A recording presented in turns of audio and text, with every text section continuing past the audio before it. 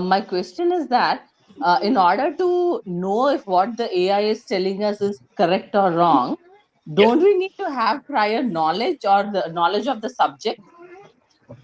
Don't you think that's See, necessary? I'll answer. It's not necessary. You can use, see, AI hallucinates in terms of specifics, but in general guidelines, general directions, it is pretty accurate. What if you ask, okay, what are the skills that a salesperson should have? Hmm. It would be pretty accurate. But if you ask him, okay, can you tell me that women salespeople are better than male salespeople, and quote me a Hmm. report in which this was highlighted, and it will come back to you with a metric that 43% better. Hmm. You can question that.